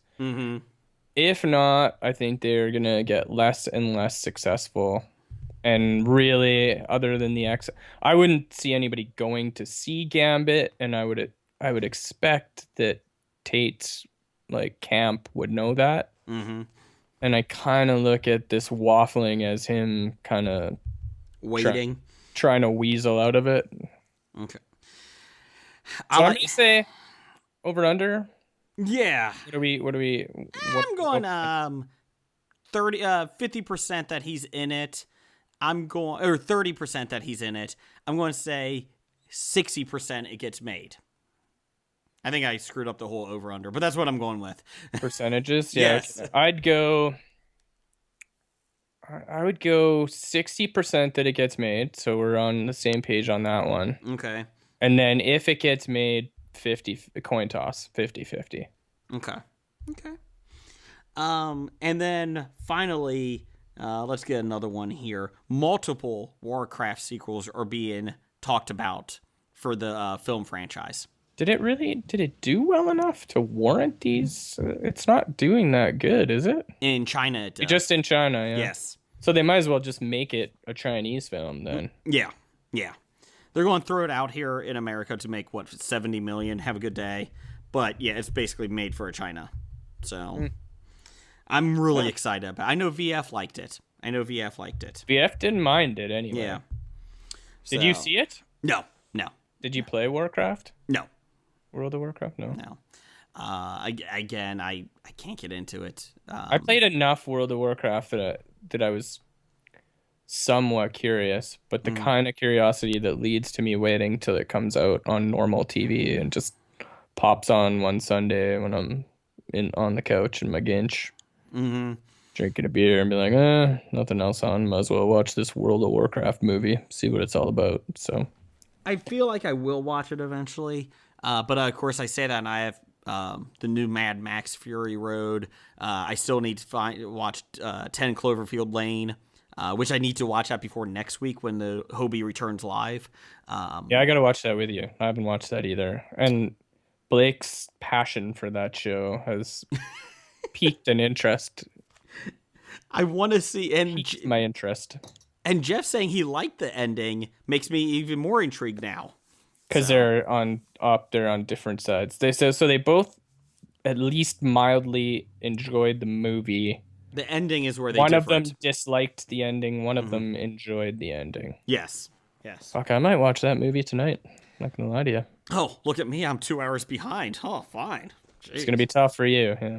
Not really. By the time we wrap in 3 hours, it's gonna be tough for you to squeeze it in. Well, are you going to work right now? Or are you off work? I'm off for 17 days. Ooh. Yeah, it's been nice. Yeah, you should. We should have like 27 news of the geek items. It's Um, baby. It sleeps whenever it's sleeping. You could just have it in the backpack I'll and be. be doing research and such. You should be researching things. Knew that was coming up. I knew Yeah, it. research. Here's the funny thing: like, as soon as I put my out of office voicemail on, and my wife went in to have the baby, I pretty much have disconnected from everything. I send Twitter out there, some Facebook and that, but not much. And so it's kind of like I really don't know half the news that's out there, except the depressing news that I see at 2 o'clock in the morning on CNN and that. Like no slap chop discontinued. No. That kind of news. The food dehydrator. You can make turkey jerky. I saw that. It looks delicious. It does look delicious. I know, especially at 2 a.m. I'm a big jerky fan. Yeah, I think jerky's great. I'm on team jerky. But I feel like I have disconnected from everything, and it feels good. I have no issue with it. You should get yourself a cabin, my friend. That's the place to disconnect. I would have no issue with that, to be honest with you. Yeah. My wife is After this. your 5th kid, maybe keep him out of hockey and then get yourself a cabin. See if I could save up for that. Yeah. I feel like actually my parents are going to be in your area next year. I found out it's next year. Oh, it's not this summer. No, it's next summer. Yeah, we'll have to go for some beers together. My dad would. He wouldn't care. My mom would probably be, too cold to go outside. She's one of those that everything. No. She's like Worsley. She would tell Worsley to pack a jacket, Yeah. Well, it's common sense. Yeah. But they're coming in July, right? They're coming in the summer? I think next year. Yeah, next July. So it'll be nice. My family will be coming in probably 12 years. So be ready. That's what you said. Yeah, you said save a spot. And I looked at the calendar and then I'm like, so when exactly? And you're like 2028. 28. Yeah. What do you got for availabilities? I was like, well, it's a little booked, but I can sneak you in. It's a busy year for a lot of people, I'll be honest. A lot of people have really locked down some rental places for them. So, well, my wife is big on let's buy a camper and then we can go because we love hiking and that. And she's like, we can go hike and then, you don't have to worry about renting a cabin. I said, but cabins have running water and they have facilities that you're not shitting in the shower at the same time. The campers, I have an issue with the bathrooms. I'm a kind of a diva. I don't know if you know that or not, but I refuse to shit in the same area that I shower. So yeah, that's actually the beauty of our cabin is that it's like right plop in the middle of a ton of like really nice day hikes, and then you come back to running water, full shower, full kitchen, and it's a cabin. It's a legitimate cabin. Yeah. It's an old school log cabin, but we gutted it, redid the inside, and you're walking distance from the saloon, the liquor store, a restaurant. Like you're not it's still inside a little hamlet, so you can walk to everything after. I would be fine with that. That would be great. It's like glamping, only glamp cabining. Yeah. Well, my wife is stuck on this camper idea, and I said she found one. I've got one. It's honestly, even with 2 people and a dog, it's not great. It wears out. Like the first year you get it, I think. And there's going to be lots of people that disagree. I know there are lots of people that manage that are big into their campering and stuff. But for me, it's like a lot of things. The first year you're like, let's use this camper. Like we have a trailer. And the second year it decreases. And by the third year you're like, it's not that comfortable. And you start finding reasons not to use it. And then pretty soon it's just like, it's a pain. It's something that you have to find a place to park all the time. Well, she wants a camper that you can actually drive. Well, she wanted one that you could drive, but then she's like, well, let's just she wants a motorhome? Pretty much. But but that's when we retired. Lately, she's like, with all the kids and that, we could get a camper that we could pull, blah, blah, blah. And I go, yeah, the one you showed me is like, I don't know, $8,000. Yeah, again, I'm shitting in the shower. The one I found had granite countertops, had a beautiful 2 bathrooms, And she goes, you realize that we don't even have granite countertops in our house.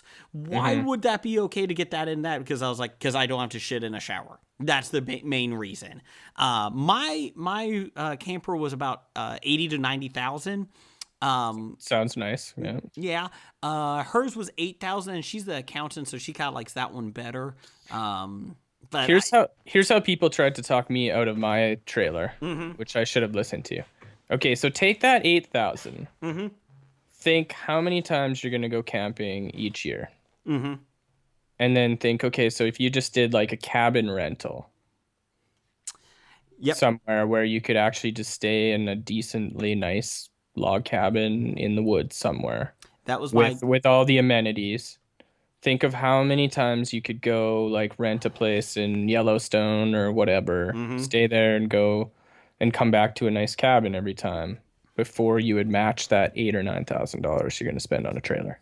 That was my exact argument to her. Yeah. And she's still like, we need to get one eventually. It's like, let's just slow that train down. Let's just slow it down. I don't think I need that. I'd much rather go back to my cabin at the end of the day, or a hotel room. It's an interesting debate, though. It is, because you can get trailers that are nice enough that you're like, it's comfortable. But no, nothing. None of that appeals to me. Fair enough. So good news of the geek. You like that? That was a good one. Talking about cabins. Yeah. Let's see. Feeling right at home. Bring up some chickens in this. I won't even know what podcast I'm on. See, yeah, that's the opposite. I do want chickens at my house. You should have chickens at your house. I was making omelets last week for breakfast, and I was like, you know how many eggs we go through each week? I was like, think if we could have our own chickens. Yeah, and once you have 5 kids and they're all eating normal breakfasts. Yeah. Like, you are going to go through a hell of a lot of eggs, my friend. And we buy a lot of natural and organic stuff, so that it's expensive. Yeah, what's more natural and organic than the chicken in the backyard? Hey, Bruce, go outside. Go get some eggs for the breakfast. Yeah. Little nickel brigger. Grab some eggs. Yeah. And damn it, shave. You can't go start kindergarten with a beard. Shave it. You're too young for that big of a beard. It's awkward for the other kids. I think that was our news of the geek. Yeah, that was good. Let's do box office bombs. It's time for box office bombs. Let's see here. This past week, Secret Life of Pets made $103 million. Jen wants to see that. In opening week. Really? Yeah. Really? Do you have to take your kids to that one? We're trying to avoid it. If you have to go, let me know. Jen never gets to pick the movie. So I feel like once a year I kind of got to throw her a bone because she's not really. She's like, we keep going to these stupid superhero movies. I saw Fantastic Four with you. Can't we go to a romantic comedy or something? And I'm like, we could, but I'm on a podcast and I need to see these movies to talk about them. So let's just do this one, and then next week we'll go, and then we never go to the other one until another superhero movie. So I got to throw her a bone once in a while, and she got all kind of excited about going to see Secret Life of Pets. Well, it's made by the guys that did Minions. I was actually more excited about that zoo. What's that one? Zootopia. That was good. I like that. Yeah, I like the sloths. Yes. I like the sloths on the trailer, so I would have gone to see it for that. But we're trying to avoid Secret Life of Pets because my wife and I both think that it looks awful. Obviously, we're probably wrong, but I'll bring that up to Jen, see if it has any sway. If she would like to go with us, if we do end up going, just let us know. Okay. We'll give you a couple days notice. Perfect. So, I got some more miles left. Let's do this. Let's do it. Double date. Why did you fly in Disney? Secret Life of Pets? Why not? Let's see. They are expecting. Oh, the budget was only $75 million, so that's not really a bomb. No. We're not doing bombs this week. Or if we do, we'll just do it when I'm going down the list. It's very loosey goosey. Come on, loosey goosey. Sorry, I have that written down on a post-it here too, so I should have known. Ice Age Collision Course starts in 2 weeks, and so does Pete's Dragon in a month. So they said there's not really any other family movies coming out until then. So Legend of Tarzan actually held on at number 2, made $21 million. which is actually not bad. It's only decreased 47%. It's made 81.5 million domestically. It's on a budget of 180 million though. That could be an issue. That's a big budget. Yeah. And I love Tarzan. I love the story of Tarzan. Why would you spend 180 million making that film? Why? Seems like you could do it cheaper. For, you know what? Rent your cabin and they could do it, film it all out there. It would look a little bit too, it wouldn't Woodsy. look jungly. Yeah. Woodsy. A little too woodsy, not enough jungle, but you could probably fix that for less than 180 million. I feel like you could probably fix it, make that movie for about 70, if that. Yeah. So, I feel like there's a lot of... You haven't seen that one yet. I'm taking it. No, but I want to. I love, like I said, I love Tarzan, so I would love to see it.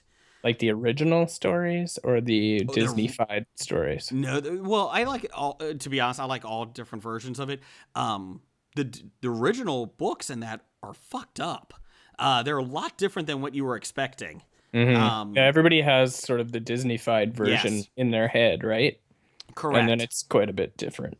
Well, I was reading my son the original Jungle Book, like not the Disney version, but the original one, and that's even a little messed up. I heard you talking about that. Yeah, that it's darker than you think, or weirder anyway. Yeah, one of those two adjectives fits. Let's see. Finding Dory dropped 2 spots to number 3 in its 4th week, making 20 million. Not bad. Not bad. It's up to 423 million. Good gadzooks. Domestically. It only cost 200 million to make, so I think they made their budget back. Number 4, opening week, Mike and Dave Need Wedding Dates. Made 17 million, which was better than the expected 12 million. Let's see. Try and see what the budget is for that one. It was 33 million was the budget. So how does one animated movie cost so much more than another animated movie, going back to Finding Dory? 200 million when they can make like really good, cool looking animated stuff for like 30, 40, 60 million. And where does that extra money? It can't be all in the voice actors. I think a lot of it is, especially with Dory, is the water effects. They said the biggest thing was with Finding Nemo, the issue was they had to wait a couple years to actually make that film, to make the sunlight coming in the water and the movement of the water to look realistic. And I think it cost a lot of money, even 20 years later. I think that's a big part of it. And plus, Pixar doesn't do anything cheap. And Ellen DeGeneres. Oh, yes. She's commanding. Still waiting for Mr. Wrong Part 2. Still waiting. But it's, I think, you've heard us talk about Madagascar, or not Madagascar, the Penguins of Madagascar, how that cost 200 million to make, or over that. And Blake was like, they have all the animation already from Madagascar. How does that cost 200 million? Yeah, and what did Madagascar cost? Like 80 million or something like that? Yeah, it was cheap. Yeah, that's crazy. I don't understand how. That's why I'm asking. I don't really understand how one animated movie that looks similar to another animated movie could like triple in costs. You know what? Next time HOBI goes Hollywood, and we don't do listener feedback and we get the Hollywood director in, I'll talk to him about it. Okay, I'll talk to him about it. Well, just even before then, you could just like send at your weekly like beers with all your Hollywood friends, just ask and find just get a quick answer, and then certainly down the road make a podcast episode out of it, because I think that'd be cool too. But okay, if we could get an answer any sooner, that would be. Well, I did say I've kind of disconnected since the baby came, but I still get in touch with my Hollywood folk, so that was good. That's good. I assume they're still dropping by. Oh God, yeah. Like you're like, Blake, Jeff, stay away. Yeah. Hollywood friends, you guys are welcome anytime. Come on in, Tate. Come on in. Yeah. The Purge election year was down to number 5 in its 2nd week. Made 12 million. Let's see. Profit of they're at 58 million right now domestically, and it's a budget of 10 million. So they're making the Purge. I actually haven't seen any of this. I watched most of the first one actually just 2 nights ago, and it was okay. See, I disagree. Was it Blake or Jeff or somebody that said like stupid concept? I actually don't think the concept is terrible. I don't either. I just think that got you one movie. I'm just not sure the concept resonates through multiple sequels. It does when it costs $10 million to make, and they made $60 million already. Yeah, I guess why quit making them? The funny thing is, though, it's going to be autobiographical again after November when President Trump. So that's going to be awesome. Everybody loves the Purge night. When the events of a fictional movie turn into reality. Yes. Yeah, that'll be neat. It would be neat. Do you guys have spots in Canada? Kind of want to move up there. Yeah, there's a few there's a little bit of land. We got a few plots left. Let's see. We're going to skip to one thing. Here's a bomb. Independence Day Resurgence. It's made $7.7 million, down 54%. Let's see. It has made only made $91.5 million domestically, on a budget of $165 million. It has made $306 million worldwide. So when you give the worldwide stats, is that worldwide? Does worldwide include the U.S. money, or is it one plus the other? I believe it's one The plus total? the other. No, it's one plus the other. Yeah, So it's domestic plus worldwide. correct. I'll So double it's- check. So fuck these movies, even though they don't do great in domestic U.S., you're still doing okay. Yeah. Or does domestic include Canada or no? Do they say like North American It's markets? just US. Just Just US. US. Okay. So Canada comes on as part of the worldwide totals. Yeah, I'll double check. Give me 1 second here. Whoops. Go back. Independence Day, 7.7 million. Yeah, it. I believe it's combined. I just want to make sure. Oh no, that is worldwide. It is counting domestic. So I apologize. okay. So it is 305 million. Look at us do research. Yeah, we're figuring shit out tonight.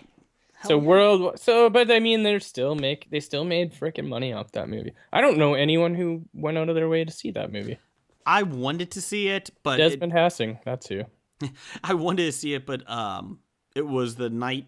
It was one of the nights that there were some baby issues, so Baby stuff. before the baby came here, and it's like I don't feel justified going out of the house to watch this movie. Yeah, so. So is it going to be possible for you with the shortened Game of Thrones season? Mm-hmm. And I know there's there's the acceptable time you have to let things rest and don't do too much stuff. Are you going to be able to plan this properly to keep everyone happy? Like, are we going to be able to have another kid timed almost perfectly for next year's season finale of Game of Thrones? I don't know how that's going to work because there's surgeries that men can do that will prevent this. Yeah, but there's no podcast money for that. That's not the budget. Trust me, we're We're redirecting that money into the studio so that that's a slush fund. As a representative of your listeners, like, let's just expedite the video for HOBI, and let's not waste money on getting your tubes tied when we've all agreed that you should be having another kid right around finale time next year. I've been having a slush fund from the HOBI money, so that will be done. It's also the only time I get to come on the show because you forced us all to watch Street Fighter. No. And then that never even happened. That was a cruel trick. It wasn't even easy for me to track down. I think I had to pay for Street Fighter. You know what? Here's the funny thing. I asked Chris and Kevin to come on from 365 so we could do that tonight. Yeah. And it was short notice and they couldn't do it. So it's still on the pipeline because I'm hoping to do that sometime in the next couple months or so. I'm gonna have to frickin' rewatch Street Fighter again. You're gonna have to spend $3 to rewatch it. Mm-hmm. No, that was some other baby issues came up at that time, so that was not a good weekend. That was not a good weekend. So I do apologize for that. But just think how excited you're going to be when it does come out, when we do see it and talk about it. Yeah, it's gonna be magical. It is. No doubt. And let's talk another bomb here. The BFG, the big fucking giant. Love that it bombed. It made $7 million. It's up to $39 million domestically. Only $51 million worldwide. It's made $15 million worldwide That's rough. on a $140 million budget. That's rougher. Yeah. It looks awful. It doesn't look like anything anybody wants to see. Even when I see trailers that I'm like, I get that it's not for me, but I bet you some kid. I'm like, nobody can be excited. I don't care whose kids you are. You're not excited about the big fucking giant. Are you? Is there anybody that's like, big fucking giant? Yay. Is it actually big friendly giant? Yeah, it's right? big friendly giant. Who was that guy? It's like, you know what? If we take big friendly giant and make it an acronym, the BFG, people are gonna eat that shit up. Like, you guys were the first ones I heard to say it, but as soon as you said it, I was like, that was somewhere in my brain, like where it's the big fucking giant. Every time it came on, a trailer came on, my wife and I would say the same thing, big fucking giant. And then once Jeff said it, it's now ingrained, like you said. Yeah, now I can't see it, and it's always going to be the big fucking giant. And I'm just like, I see it now, the commercials come on, and I'm like, fuck, big fucking giant's not acceptable for kids, you idiots. And then I have to rethink, like, oh, yeah, it's big friendly giant. But the giant, the friendly giant, quote unquote, I'm doing air quotes. If we had a studio, you could see it. It looks creepy. It looks like a pedophile. Exactly. I mean, seriously, you look at it and you're like, that does not look, like, and he's supposed to be protecting this kid against cannibalistic giants. There's no way. And no kid, I don't see kids getting that. There's nothing that kids like enjoy about. It's too scary. The concept is too scary for kids. Mm-hmm. That just doesn't seem like you're gonna sell a lot of action figures. Like, oh, I got Cannibal Giant number 3. He was my favorite villain. But I got creepy old giant. I got maybe a pedophile giant figure. Yay, from Burger King with my Whopper. He's got a van. My Junior Whopper. Yeah, it looks bad. I'm glad it's bombing because it just looks like crap. Jay, there's probably some really nice people involved with that show, so you shouldn't wish ill upon it because you're positive, Brigger. You know what? I wish nothing but the best for there was that. Probably like Jane, the animator that worked on that. She's a hell of a gal, and we shouldn't wish ill upon her. I will, because the pedophile giant, has a really long neck, and it creeps me out in every trailer. That wasn't Jane. Oh, okay. Was that George? It might have been George. Yeah. George and a couple other dudes came up with that between them. So you can wish ill upon them. It is funny because Earl, the ex-security guard for the gated community, he said he was leaving to work on a giant animation project. So I'm wondering if that's why we got Nate back. Play on words there. Like, was it a big animation or was it the BFG? Yeah, I'm thinking.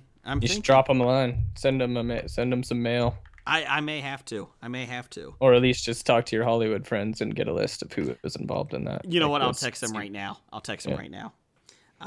Here we go. For upcoming, for next week, Friday, July 15th. Jason Bourne. Nope. When's Jason Bourne coming out? July 29th. Oh, I didn't think he wanted to do any more of those movies. He didn't, and then he had another kid. Seriously, and he's like, "Yeah, let's do it again." Ghostbusters is out this week. Nice. And we're going to see that together, aren't we? Oh yeah, double feature with the pets. Excellent.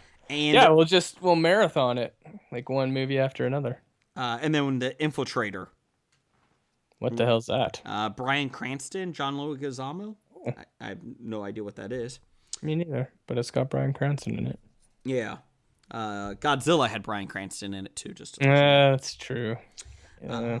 I did like Godzilla, but yeah, I could see the issues with it.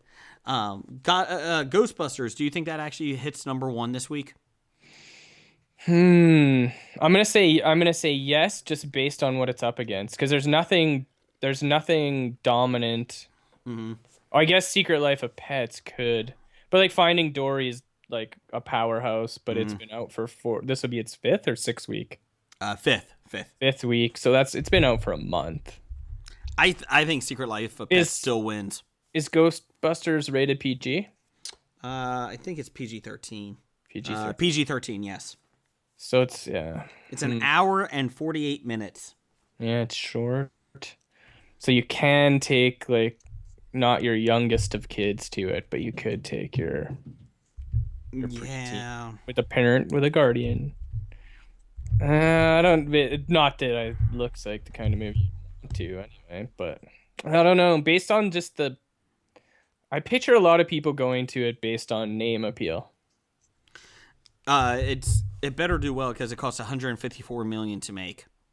I think they'll definitely make the 154 back worldwide I agree worldwide. without a problem there. Yes. Domestically, I suspect they're gonna have to scrape that out a little bit. I could see it going around 80 million. I really do. Stop it, like, not the opening week. I'm talking total. They need that first when it comes out. They need a lot of people to say, it's saying it's better than we thought it would be. Yes. Yes. Because there's a lot of negativity there. Mm-hmm. And I'm not, when you see the trailer come on when you're watching other movies, I'm not getting a lot of people. You kind of look around and you see people, oh, can't wait to go see that. That's going to be awesome.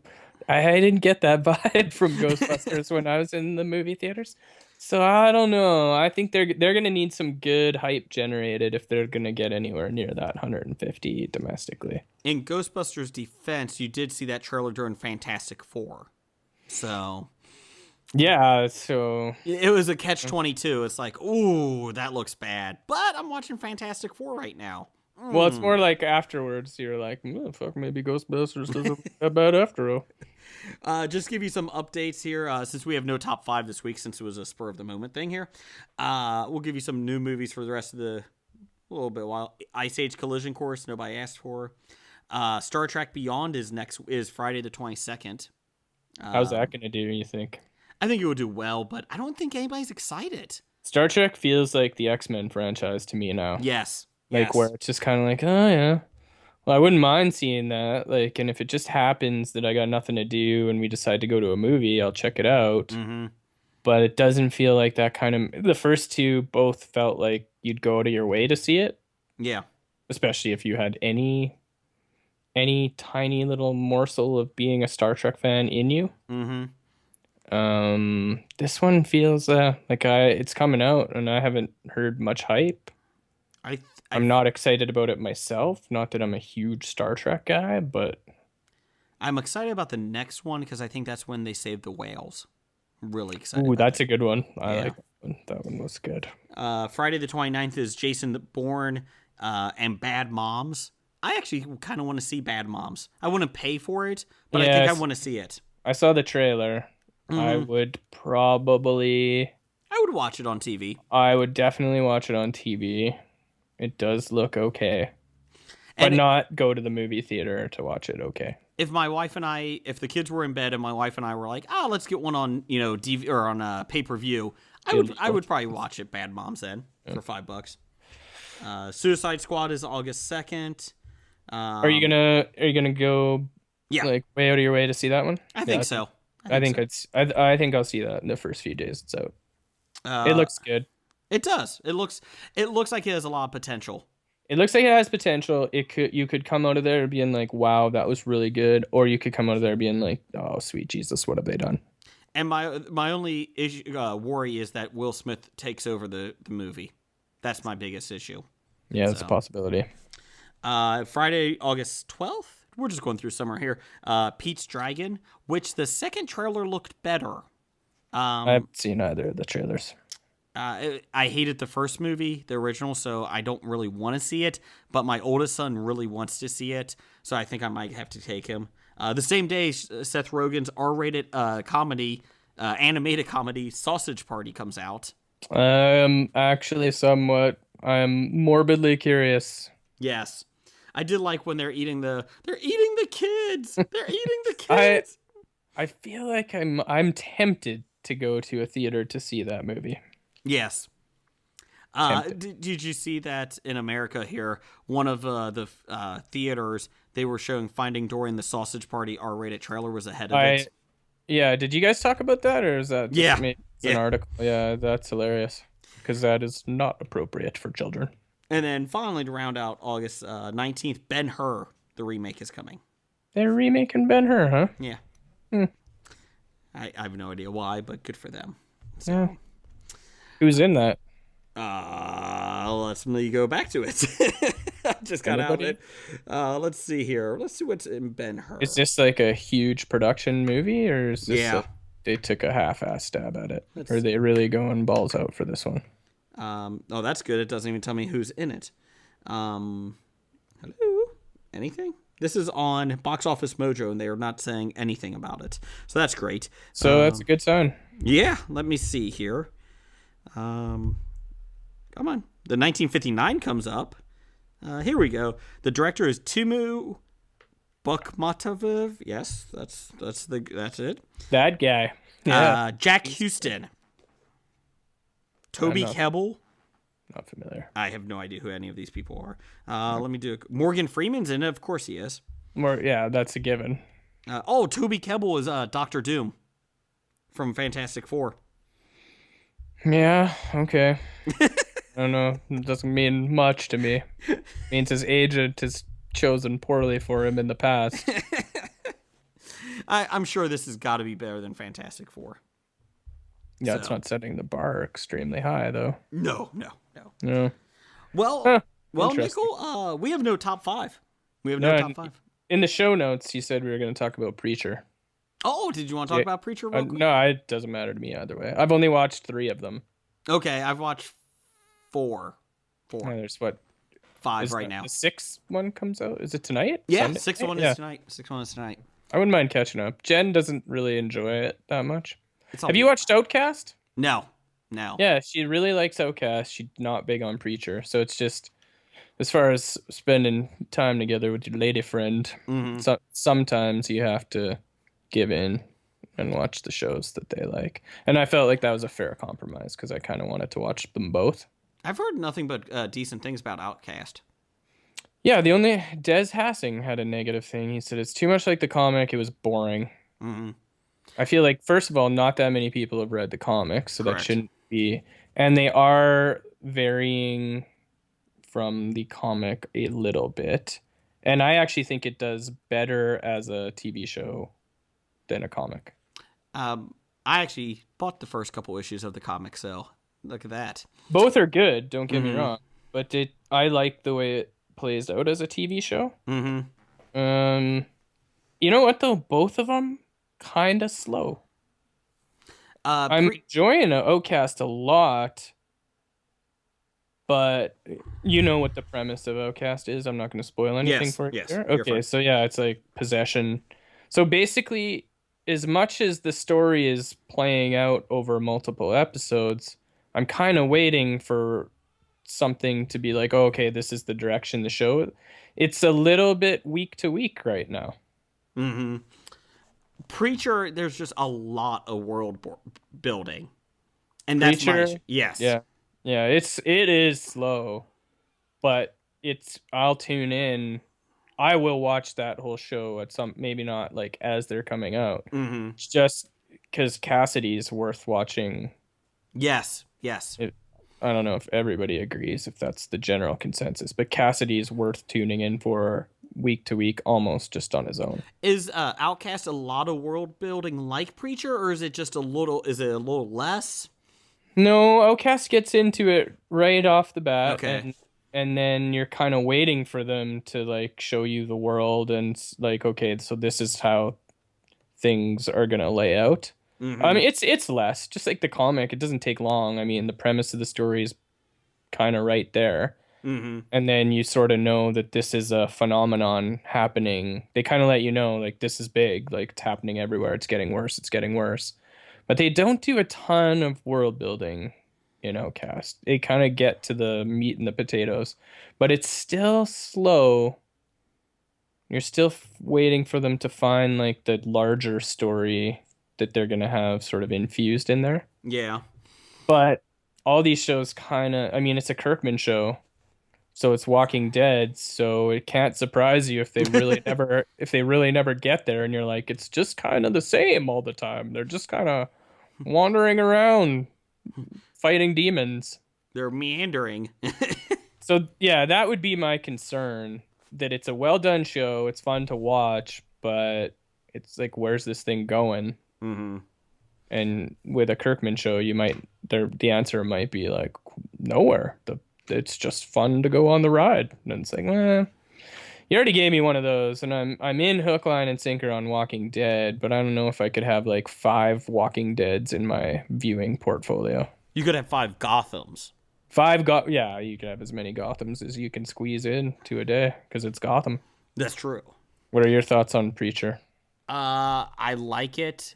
I'm not hooked yet. It's my favorite graphic novel. I've said that many times, but I have, I watch it and I can still be doing something else because it hasn't fully gotten my attention yet. Cassidy's awesome. There's a lot of world building that is good because you need to, but it seems like really, really slow. I'm waiting for them to pick up the pace a little bit. Yeah, I feel like the difference there is like you've watched 5, you said? 4 of them. 4. So you're pretty much close to the same as, say, reading the first trade. I feel like if you read the first trade of Preacher, you're kind of hooked. You want to read the second. Yes. Whereas week to week, I mean, I've watched 3 and haven't watched any more than 3. I'm just waiting for it to kind of hook me, and I'd agree. I'm waiting for that moment, and everybody keeps saying episode 5 is it. So I thought you watched episode 5. No, 4. 4. Yeah. Okay. Sorry. Yeah, I've episode 5 is the one that hook. Casts the hook. That's what they say. Okay, So I'm hoping so. But yeah, I don't know. Like I said, I enjoy it. I think everybody does a good enough job. I think it's still there. It is batshit crazy, some of it, but it's not enough batshit crazy yet. And that's what I'm kind of waiting for. Mm-hmm. So I just can't wait to see Preacher's family. I can't wait to see Jesse Custer's family. The shit has to hit the fan. It has to hit that level of craziness eventually. And they did renew it for a second season. An expanded second season. Is it? Yeah. Oh, that could be good or bad. When they expand Walking Dead, it's just more walking episodes. Yeah, but I enjoy Walking Dead. I do too. I am sympathetic to the people who have tuned out because they don't enjoy The Walking Dead to that point, but I like The Walking Dead. I like The Walking Dead a lot. It's one of the shows that I sit down and actually watch every week. Yeah, I'd say it's one of my favorite shows. Yeah. So I can make fun of the fact that nothing happens. Yes, but I still really like it. So, well, there you go. I think that was our top 5. Nice number 1. I don't know what the top 5 was, but I'm going with it. Shows we watch. There you go. Top 5 shows we watch. Recent in the last 2 weeks. Yeah, fair. Well, Nickel, I appreciate you coming on. I appreciate you having me on. You know what? Let's do this again before we have another kid. One of us has a kid. Okay, fair. I think you're up. It's your turn. No, I think it's your turn. I think once you hit triplets, I think that would be good for you. I'm going to agree to disagree right there. You may not be able to keep plants alive, but I feel like you could keep a kid healthy. They're roughly the same. Just throw them some water. You know what? Nutrients once in a while. You have a cabin in the woods, and if the trailer to Pete's Dragon taught me anything is, put a kid in the woods with a dragon, they'll be fine.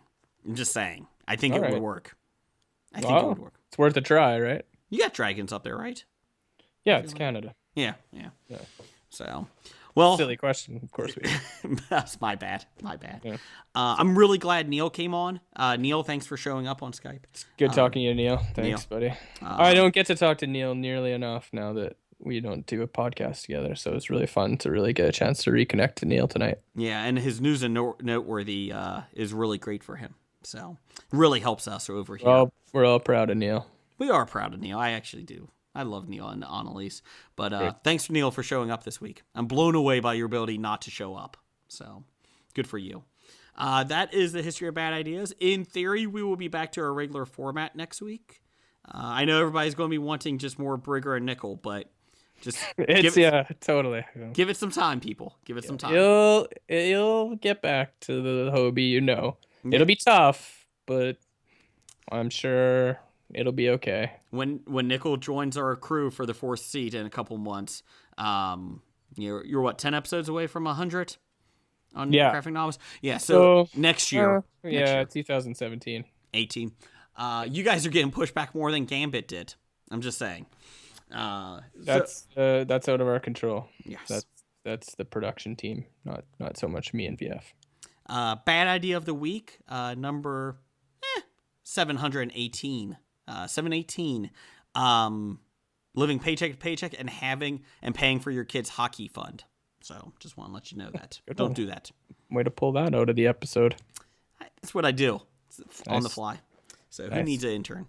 Until next week, Roger says goodbye. From Walking Dead to Talking Heads, from comic books to TV sets, there's a history of not so bad. There's the history. It's the history of bad, so bad. The history of bad, it's bad. The history of bad.